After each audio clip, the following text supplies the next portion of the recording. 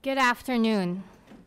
We are Team Santiago, and we are honored to be here, together with our friends from Ericsson and friends from the global MBA community. My name is Zoe, and these are my colleagues, Tom, Torsten, and Paul. In 1910, a Swedish engineer named Lars Magnus Ericsson installed a telephone in his car. Access was not by radio, of course. Instead, while traveling along the country, he would stop by the telephone lines along the road and physically connect to the exchange using metal rods. Arguably, this could be the first mobile phone. Today, 100 years later, we have 5 billion mobile internet connections. In just 10 years, we will see 50 billion connections. More people will get connected. Things will start talking to each other. Home appliances, automobiles, homes and buildings and roads, entire cities. We imagine a world where roads become safer because cars become digitally aware of their surroundings. We imagine that one day, emergency response teams will be immediately dispatched as soon as disasters or accidents are detected. We look forward to the day when people with chronic illnesses can go about their daily lives, confident that they are being monitored by a virtual doctor. All these will be made possible by a sea of connectivity. These changes, however, represent a disruption to the status quo. There will be a huge demand for bandwidth and applications, stretching the existing infrastructure. In this new landscape, extraordinary opportunities will arise, but this will require the industry to be reborn. How will these changes affect the existing value chain? What is the best way to approach these uncharted territories? Where can we execute and capitalize on this incredible potential? And what risks do we have to bear in mind? To begin, I invite my colleague, Tom. Thank you, Zoe. So in the face of massive innovation and massive disruption, we'll take a look at the traditional value chain to understand what's going on in the industry today. Ericsson has traditionally and historically positioned itself at the base of this industry, providing network infrastructure and also a joint venture with Sony to provide handsets. Power in this industry has been focused on hardware handset manufacturers who define the product and the operating system and the applications which run upon it. But also power lies with carriers who have the ultimate relationship with the client. But that's in the old world. In the new world, we see massive disintermediation between carrier and customer due to the rise of app stores. New and powerful competitors such as Google and Apple are stealing the relationship away from the carrier by providing the consumer with more flexibility and functionality than ever before. This is moving power away from those carriers and towards the app store owners and the application developers. In addition, major investment is required at the network infrastructure level to keep up with this rapidly changing technology and the requirements it places on the network. And this can provide a roadblock in developments going forward. But this is just the consumer mobile phone market, and this represents only 5 billion of the 50 billion devices. What we think is a much more interesting market moving forward is machines interaction. It represents huge growth potential from just 100 million devices that are connected today to over 40 billion by 2020. In fact, this is a market which could be worth over $50 billion in just 4 years' time. But the market is in a very nascent stage right now, and it's very fragmented. There's no common distribution channel, operating system, or architectures. And as such, the solutions providers and platform managers that are providing bespoke, customized solutions to clients are capturing most of the value. So how do these changing industry dynamics affect the mobile operators? Data usage has surged within the last few years and looks set to increase in the next 3 years as well, with an increase of 66 times. Proliferation of connected devices has increased complexity for mobile operators and created a demand for unified billing solutions. And all of this is against a backdrop of stagnation in their core markets of voice. Spending on mobile platforms is increasing, but due to this lack of consumer interaction, mobile operators aren't able to capture this value. And this decreased differentiation means they risk being commoditized. So clearly, mobile operators face a lot of challenges in today's world. And as Ericsson is a provider to services for the mobile operators, this has a knock-on effect for them.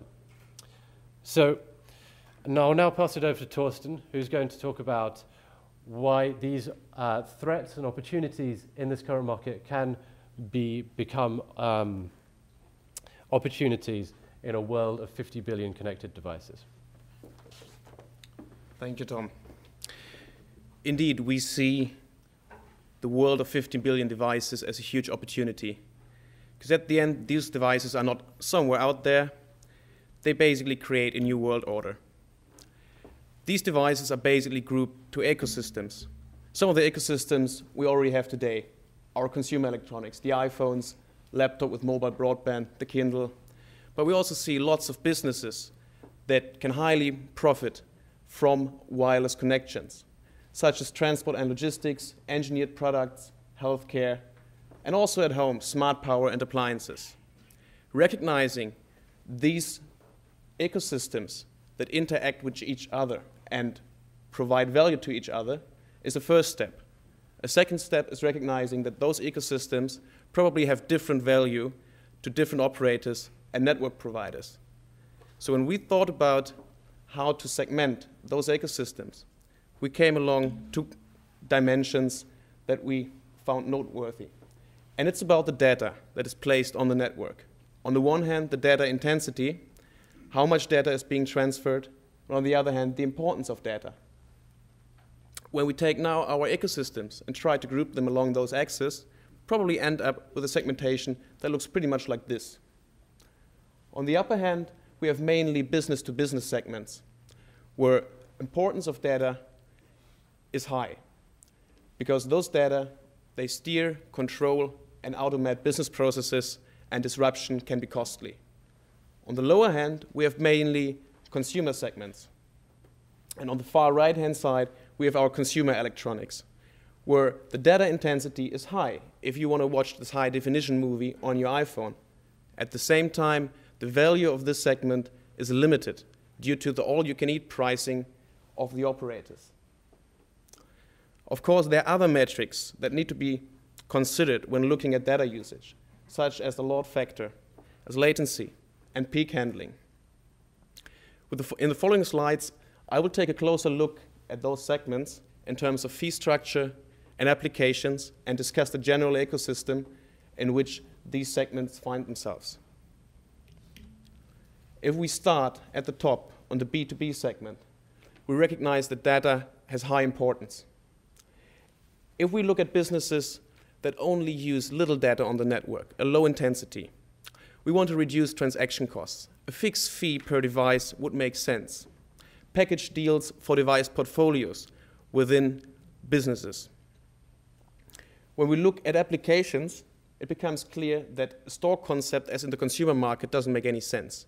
Applications are important, but at the end, those applications must be customized solutions tailored to the final customer. Ericsson should engage here to leverage the superior hardware performance that they can provide. If we look at the ecosystem in general, it's basically Ericsson, the operator, and outside partners that team up to provide unified solutions for the final customer. This allows this team to charge premium prices, but also gives them the obligation to provide a high level of service. At the end, it's about helping the final clients to gain competitive advantages. If we move over to the side where data intensity is high, we must think about a different fee structure, probably based on metrics, be it usage, be it users, be it number of devices. Bucket plans with different price rates are an option, and grouping within a client organization that uses many different devices in different ways definitely have to be considered. The ecosystem is basically the same, but due to this high importance and high amount of data, we can think about prioritization and reserving bandwidth for those high intensity, high important data clients. If we now switch to the consumer side, we find the segment we are all way too familiar with, the mass market, the consumer electronics. Currently, we have all-you-can-eat pricing, but this probably will change as data usage increases.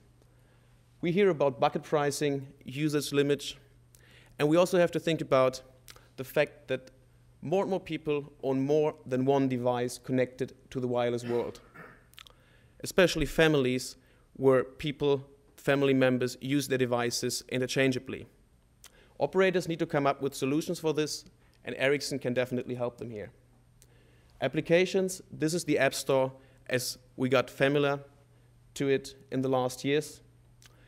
Ericsson provides a white label solution to the operators, but we can push this concept even further to provide this kind of white label store to any device and any operator that is active in this wireless world where it makes sense. The general ecosystem is the mass market, but the operators face the ever-increasing amount of data they have to manage. Here, Ericsson can provide technology and the tools to help the operator to intelligently manage their network traffic and get rid of traffic jams. If we look at the last segment, low importance, low intensity.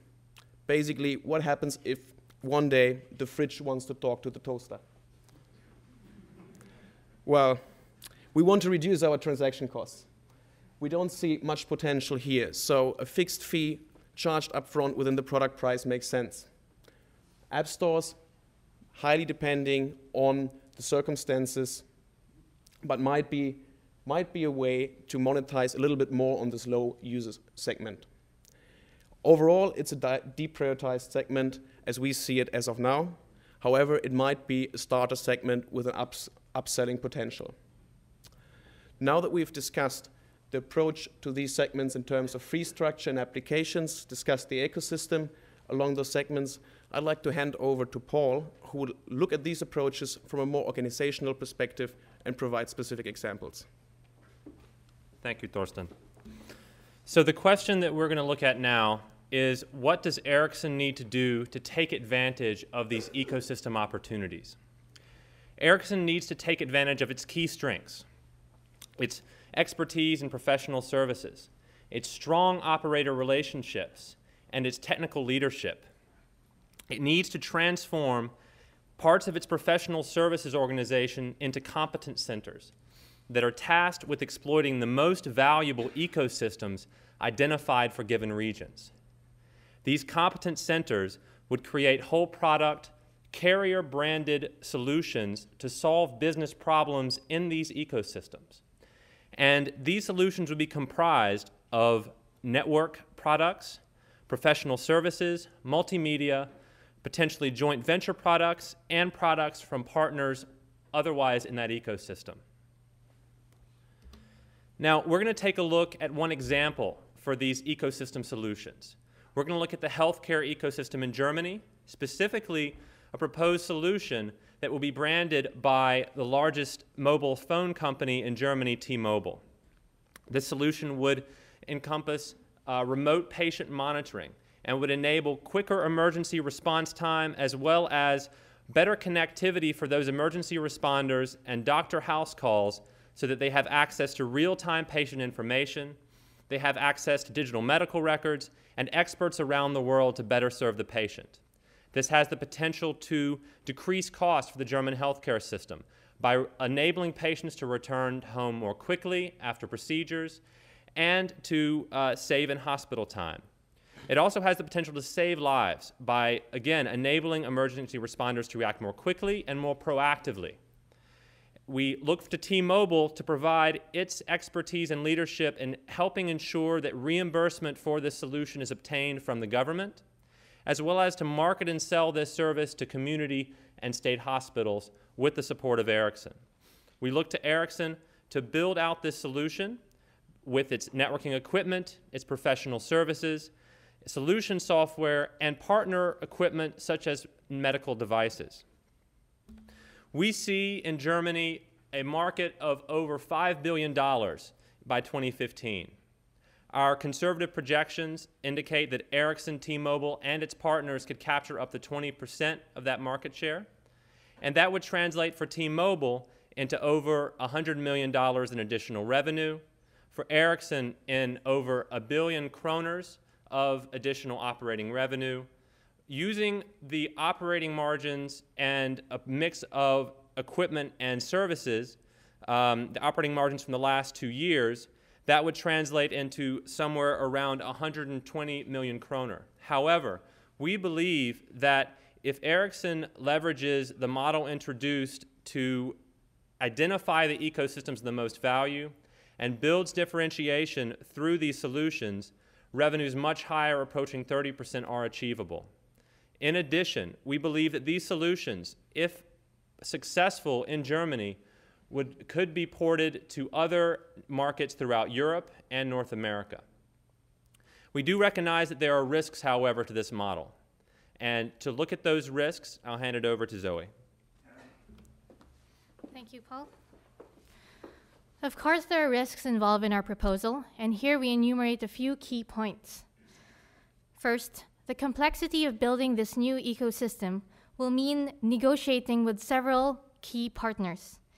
Doctors and healthcare professionals may be resistant to the technology, and patients themselves may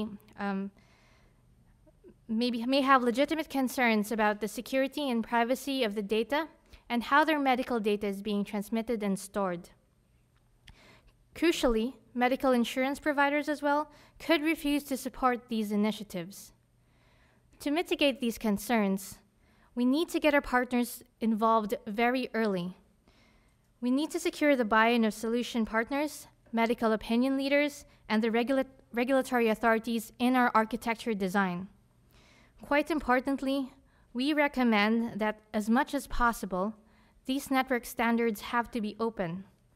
We believe this is critical to encourage the widespread adoption of this technology and to quickly build economies of scale. So today we talked about the 50 billion devices and how this will build a new sea of connectivity. We saw how Ericsson can use our framework to identify key areas to create and capture value. We showed an example of how healthcare in Europe can be an attractive investment. And finally, we understood the risks and how we can mitigate them. We hope we have provided a compelling vision of how Ericsson can navigate the sea of connectivity. The ship has sailed, and we believe Ericsson is well placed to captain this journey through the new seas and to new horizons. On behalf of Team Santiago, we thank you very much for having us here.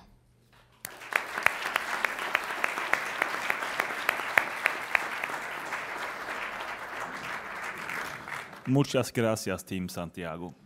And with that, we hand over to who wants to take the first question. Okay, Andrea, please go ahead. Thank you for your presentation again. So my question is in relation to your articulation of the a great portfolio of ideas for Ericsson you had earlier in your presentation in the high data importance, low data importance slides that follow this. So you mentioned a whole portfolio of ideas here, and later on you talk about, let's say, all of Ericsson's strengths today and trying to leverage all of Ericsson's strengths to achieve all these ideas. I'm not getting a strong feeling of what is your bold recommendation, 1, 2, or 3 recommendations that Ericsson should do and when Ericsson should do that?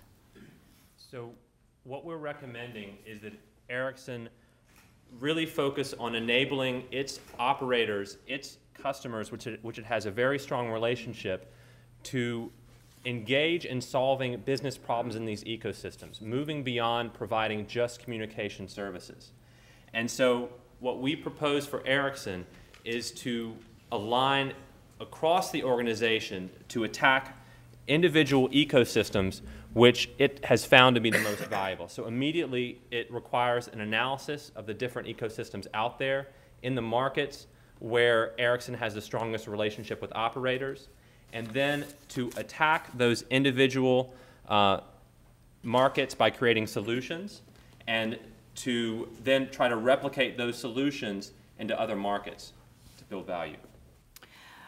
Okay, but can you be specific on competencies? I mean, there's a whole value chain, right, here that we're talking about, going from, like we well articulated in the beginning, going from, you know, 5 billion to 50 billion. So what competencies, what exactly should Ericsson do now? So Ericsson needs to build upon the competencies that it already has in its professional services, and also build competencies and essentially hire and attract people around these ecosystems and industry verticals in order to be the driving force behind the operator partners being able to create solutions for these verticals. Because our vision is that Ericsson can bring together the components that will make up these solutions and operate them, as it does now for the communication services for many of these mobile operators. And that these mobile operators will serve to use their brand and influence in these markets to be able to market and sell these solutions to the end customer. Okay, thank you. You want to go? Let me, can you go to the risk that you had slide? Now you've got, and I think you're nicely putting out some of the risks. Regulation's not on there. When you have a device that you're looking at, won't regulation come to play on that? And you mentioned earlier about government. And in fact, government probably is likely to be the payor in many of these cases. How practical is this? And have you thought about the timeline? Because you've got quite a complex mix of things to be able to accomplish here. And the question for you is, what does that timeline look like, and how will it be able for Ericsson really to deliver that kind of activity in a, you know, is it a short term, is it midterm, is it, you know, 10 years out? We're looking at least a year just to start to get the first initial touch into this market. Nothing before 2011. And we see those, the local operators in the region as being critical to that government support, both in terms of the government payment, but also regulation, and also in partnering with, specifically in the medical and healthcare segment, the partners that are making the medical devices. So it's in those partnerships, specifically where we have expertise right now in the operator partnerships, but having to build out partnerships with the smaller medical device manufacturers. And if we specifically look at the medical sector in Germany, we face basically the situation that the medical system is under huge pressure. It's a public system, it's financed by literally like generation treaty, the young pay for the old, but the older grow ever older, and we have less birth rates, so there's huge pressure on the healthcare system in Germany.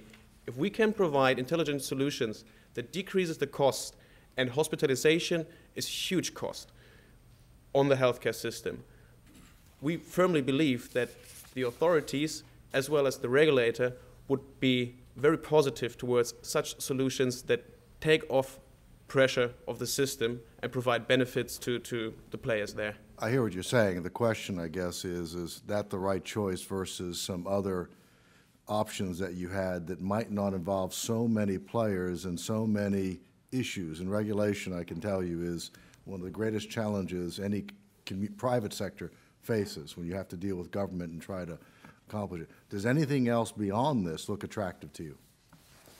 We looked at several options. We've chosen healthcare because it's a model, or it's an industry that has huge potential in the developed world. Everywhere the healthcare system is under pressure, rising costs, solutions are needed. We furthermore looked to basically complex systems that operate outdoors, where you don't have fixed line connections. Be it like open pit mining in Eastern Germany would be a solution to monitor and control the expensive machinery over there, and like increase the efficiency by decreasing the breakdowns, by detecting malfunctions earlier and preventing machinery to break down. These are also huge operations, and every minute, and especially hours or days, when like one of those huge mining machinery breaks down, it costs a lot of money to the mining company. So with everything that is complex outdoors and where there's no direct fixed line connection, it's a way to start. And it will increase further. Like once this technology takes off in a few sectors, costs will decrease, and we will basically face the situation that we have in different markets right now, where it's easier and better to provide a mobile or wireless solution than a fixed line solution for these kind of communications. In addition, I'd like to add, for healthcare, it has a huge impact on people, and this is in line with the vision of Ericsson. Additionally, healthcare has existing solutions already, and Ericsson can use its capabilities to roll this out on a larger scale. For example, there's a biosensor watch, which is already available, sending your ECG pulse rate back to hospitals in the US. It's a trial version. And if a big player like Ericsson can get involved, this is something that can be scaled out very rapidly. Another example would be those devices with accelerometers, which can detect when an elderly person would fall down. Through the Ericsson network, this could be something that the person can carry wherever he is, not just inside the home. So I believe that healthcare has a very big potential, not just financially, but in impact as well to people. Sanjay? I thought the segmentation model that you proposed here is pretty good, and also the sector that you kind of suggested, which is the segment number 2, it has the high value for Ericsson. And what I also understood is that what you're suggesting is we take our current capability, all 6 businesses that we run today, and position them to capture value out of this, right? So, but can we do it just with that, or do we need to have another jigs in this puzzle to be able to create kind of end-to-end solution? And then, so that's question number 1, which are those other jigs? And then how do we ensure that the value that we're creating in this process is held by us? So in building out these competence centers, we envision pulling the expertise from professional services, which is starting to go in that direction. But as we mentioned earlier, it's about building up expertise by hiring as well to build out these professional centers to become more like the industry practices you see in consulting companies. And we see the differentiating factor and the lock-in coming from the relationships that trusted relationship Ericsson already has with these operators, as well as with managing the solution as a whole and providing operating services and solution software that ties everything together. So we envision that as helping Ericsson maintain ownership of this solution beyond just the idea phase, because Ericsson is known by these operators as a partner in execution and not in building out and operating these networks. Yeah, that's pretty right. But what I was more pointing towards is the other pieces of the puzzle, which is the health sector itself. I mean, it was also mentioned that there will be regulators and governments that will have a stake in this ecosystem or in this business model. So how do we deal with that? On the one hand, for the direct customer contact, we partner with the operator. So far, it was always the operator who was directly customer facing.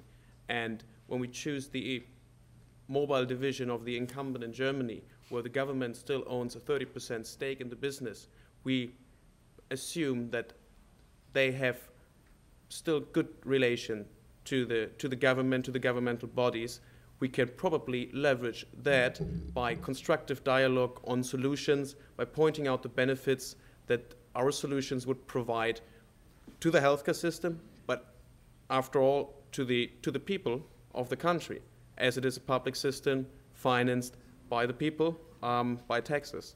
So we believe by initiating early on a constructive dialogue with all the parties involved, we can get the relevant parties on board and basically get the ship ready to sail in the sea of connectivity. Good, thank you. Great. However, on that sea, there are typically a lot of other boats, i.e. competitors.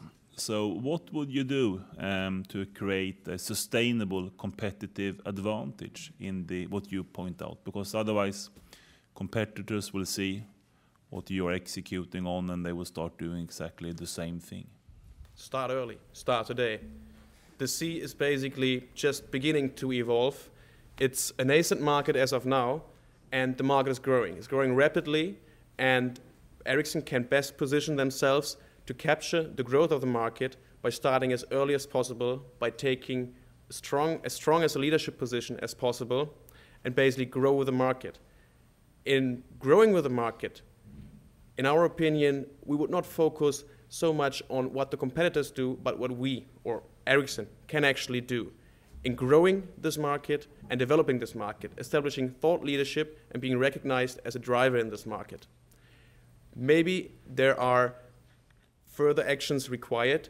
We talk about partners, outside partners.